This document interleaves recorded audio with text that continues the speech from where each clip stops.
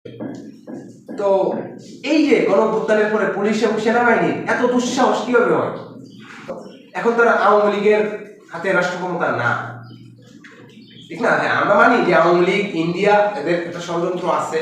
ওরা ওরা তাদের মতো করে কাজ করে যাচ্ছে এই সরকারের বিরুদ্ধে বলেন বা এই দেশের জনমানুষের যে এই দেশকে কিভাবে অস্থিতিশীল করা যায় সেজন্য তাদের একটা প্রচেষ্টা আছে।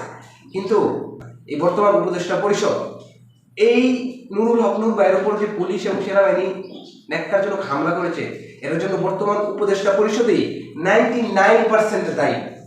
আপনি আজকে আমি স্বরাষ্ট্র উপদেষ্টার প্রেস ব্রিফিং শুনছিলাম, তো স্বরাষ্ট্র উপদেষ্টা তিনি তার বক্তব্যে নূর ভাইয়ের প্রসঙ্গটা একবারও আনলেন না।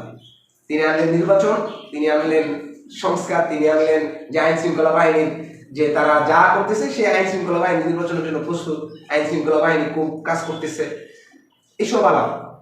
এবং নূর ভাইয়ের প্রসঙ্গটা টেনে একটা সাংবাদিক যখন প্রশ্ন করতে চাইলো, তখন সে ভিন্ন একটা আরেকটা প্রসঙ্গ টেনে আনলো।